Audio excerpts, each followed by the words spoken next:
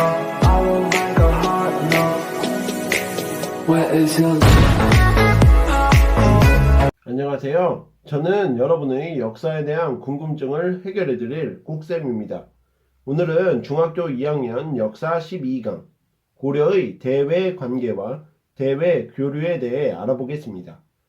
먼저 고려 전기의 대외 관계에 대해 살펴보면 10세기 송이 중국을 통일하고 거란이 요를 건국하였으며 고려는 후삼국의 통일을 이루어냅니다.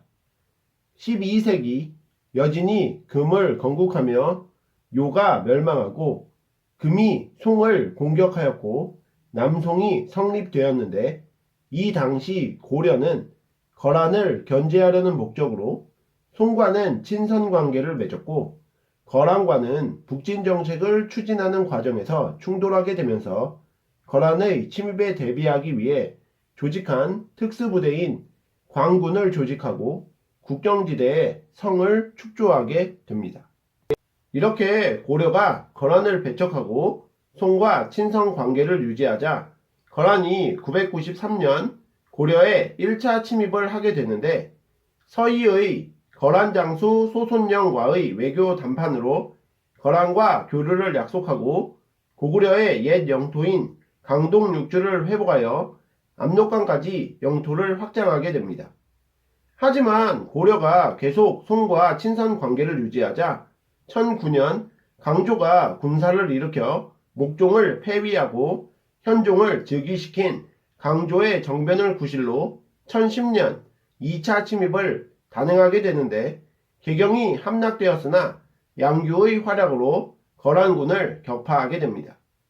거란은 이에 그치지 않고 고려가 강동 육주 반환을 거부하자 1018년 대규모 3차 침입을 감행하는데 강감찬이 귀주에서 거란군을 격파하며 이를 물리치게 됩니다. 이후 북방민족의 침입에 대비하고자 개경에 나성을 짓고 압록강에서 도련포까지 이르는 천리장성을 축조하게 됩니다. 다음으로 여진의 성장과 동북 구성 축조에 대해 알아보면 고려 전기 여진이 고려를 부모의 나라로 섬기며 좋은 관계를 유지하였으나 12세기 완颜부가 여진을 통일하면서 고려의 국경을 침략하게 되는데 윤관이 여진 정벌을 위해 조직한 특별 부대로 기병, 보병, 승병으로 구성된 별무반을 이끌고 여진을 정벌하고 1107년 동북 구성을 획득하게 되는데 여진족이 이 땅을 돌려달라 간청하고 방어하기도 어려워 여진에게 돌려주게 됩니다. 이후 여진이 금을 건국한 후 거란을 멸망시키고 송나라를 남쪽으로 내몰고 화베이 지방을 차지하며 세력을 확장하게 되는데 고려에도 군신관계를 강요하였으며 이를 이자겸 등 집권층이 수용하게 되면서 고려의 북진정책은 중단되고 맙니다. 고려의 대외 교류도 알아두어야겠죠. 고려는 주변 국가들과 활발히 교류하였는데 송과는 문화적 교류를 주로 하였으며 거란과 여진에 대해서는 실용적 차원에서 생필품 등을 교환하였습니다. 이를 좀 더 자세히 살펴보면 고려는 송의 선진 문물을 수입하고자 하고 송은 거란과 여진을 견제하고자 하는 목적으로 교류가 이루어졌는데 사신, 학자, 승려 등을 송으로 보내어 서적, 비단, 자기 등 귀족의 수요품을 수입하였고 금, 은, 인삼, 나전칠기, 먹 등을 수출하였습니다. 거란과는 은, 모피, 말 등을 수입하고 농기구, 곡식, 문방구 등을 수출하였으며 여진과는 말, 화살 등을 받고 곡식, 농기구를 주었으며 일본과는 수은, 황 등을 수입하고 곡식, 인삼, 서적 등을 수출하게 됩니다. 이뿐만 아니라 예성강 어귀의 항로로 수심이 깊어 큰 배가 드나들 수 있었던 병란도를 통해 아라비아 상인들도 고려에 왔었는데 수은, 향로를 고려에 팔고 금과 비단을 사갔으며 아라비아 상인에 의해 고려가 코리아로 서방 세계에 알려지게 됩니다. 자, 그럼 오늘 배우신 내용을 바탕으로 문제 풀어볼게요. 다음 사건들을 일어난 순서대로 나열하시오 라는 문제인데요. 가, 귀주대첩. 나, 강조의 정변. 다, 천리장성 축조. 라, 서희의 외교 담판. 자, 가부터 살펴보면 귀주대첩은 거란의 3차 침입 때 귀주에서 강감찬이 거란군을 격파한 것을 의미하고, 나의 강조의 정변은 강조의 정변을 구실로 거란의 2차 침입이 발생을 했음을 기억하시면 되겠고요. 다의 천리장성 축조는 거란의 3차 침입 이후에 강감찬의 건의로 천리장성이 축조되었고, 라의 서희의 외교 담판은 거란이 1차 침입을 했을 때 서희가 거란 장수 소손영과 외교 담판을 한 것을 의미하므로 1번 문제의 정답은 라, 나, 가, 다가 적절하겠습니다. 2번 문제도 풀어볼게요. 고려와 여진의 관계에 대한 설명으로 옳지 않은 것은 이라는 문제인데요. 1번 이자겸은 여진의 4대 요구를 거절하였다. 자, 이것은 틀린 표현이죠.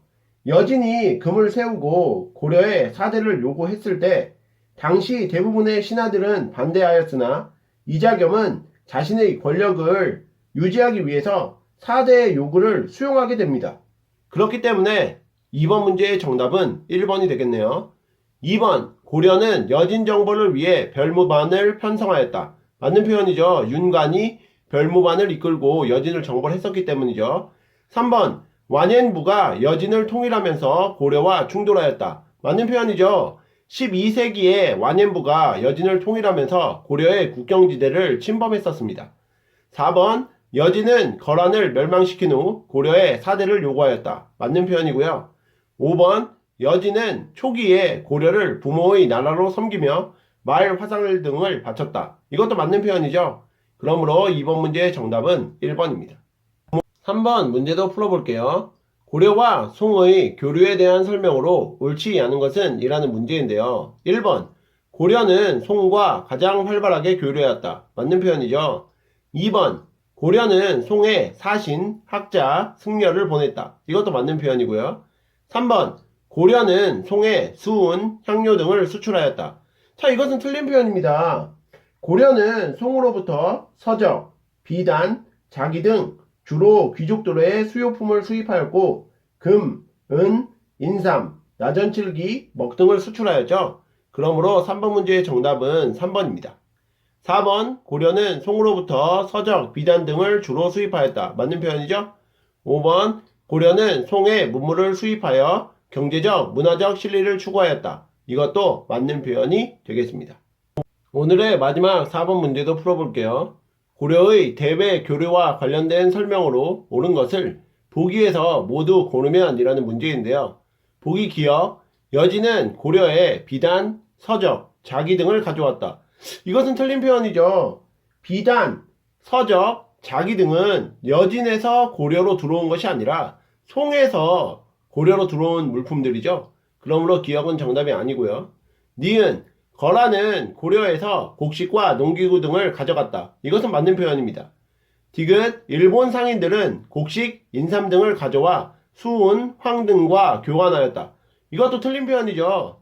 일본 상인들이 곡식, 인삼 등을 가져와 수은, 황 등과 교환을 한 것이 아니라 일본 상인들이 수은과 황 등을 가져와서 곡식, 인삼으로 교환한 것이기 때문에 디귿도 정답이 될 수 없겠습니다. 리을, 아라비아 상인들에 의해 고려가 코리아라는 이름으로 서방 세계에 알려졌다. 이것은 맞는 표현이죠. 그러므로 4번 문제의 정답은 니은과 리을이 되겠습니다. 이상으로 중학교 2학년 역사 12강 고려의 대외 관계와 대외 교류에 대해 알아보았는데요. 복습 열심히 하시고 다음 시간에 뵙겠습니다. 감사합니다.